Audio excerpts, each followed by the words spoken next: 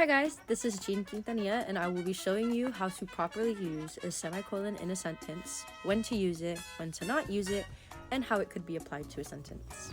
Now, you may be asking what a semicolon is, but I'm here to help.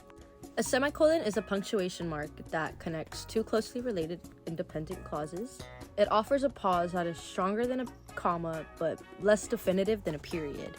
It can be used in lists that are already containing commas or to separate categories within that list. And it could also be used to help with transitional phrases. It was first invented in 1494 by Aldius Mantus. Its first usage appeared in a travelogue about climbing Mount Etna.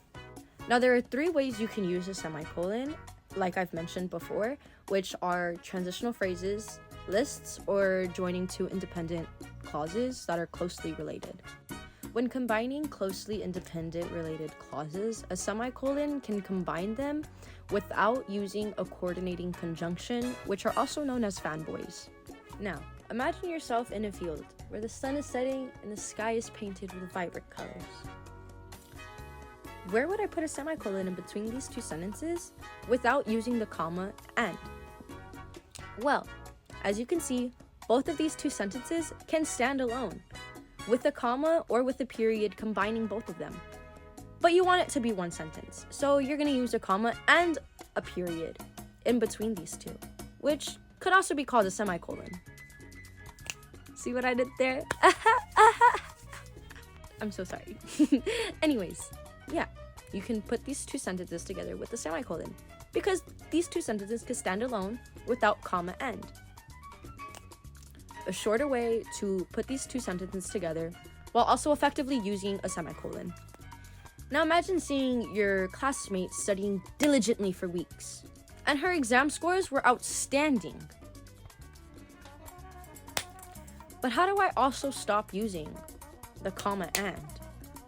Well, just like the last example, these two sentences can stand alone without comma and. So when you combine them with a semicolon, it is a shorter and an effective way to use another semicolon. Now, when using a semicolon to separate lists, it's usually because you're separating these things into categories within the same sentence, or it could be things that already contain commas. So let's say I visited Rome, Italy, Paris, France, and Madrid, Spain. But if I use these all in a sentence without a semicolon, you would think that each of these things stand alone and there would be like 6 places I went to. How do I know I went to a different country when I can't distinguish the country or the city? Well, you would use a semicolon in between each of the country and the city. So what I mean by once you're done with a country and city, semicolon, another country and city, semicolon, other country and city, which is also presented by the example I have over here. Now let's say you're reading a recipe and everything has a comma and you just can't tell what are dry ingredients, wet ingredients, or extras. You can use a semicolon to separate these things into categories within the same sentence. So you can put the dry ingredients together, semicolon, wet ingredients, semicolon, and the extras. Now here's where semicolon usage could sound a little difficult, but that might just be because of the way that I explain things. So I'm so sorry. When using a semicolon in a transitional phrase, you can connect two independent clauses that are linked with transitional expressions such as however, therefore, moreover, or consequently. But before you use a semicolon within these transitional expressions, you have to be able to tell if these two sentences can stand alone. And then you must choose a transitional phrase that shows the relationship between these two independent clauses. But when you use the semicolon and then the transitional phrase, you have to put a comma after the transitional phrase. But that's just common sense when using a transitional phrase. So you could use an example such as, I hate the rain. However, I love the sound it makes. Where would you use a semicolon or a comma in between that sentence? You would use the semicolon before however and the comma after however. He forgot to set his alarm. Consequently, he was late for his important meeting. Where would the semicolon and comma go? We can do this one. So, where is the transitional phrase? Can we put the semicolon before or after? I'd say before. And then the comma we can use after, since we already put the semicolon before the transitional phrase. I'll let you do this one on your own. The weather forecast predicted sunshine. However, it started raining unexpectedly. Where do you put the semicolon and the comma? The correct answer would be the semicolon is used before however, and the comma is used after however. Now, you might be wondering when to not use a semicolon.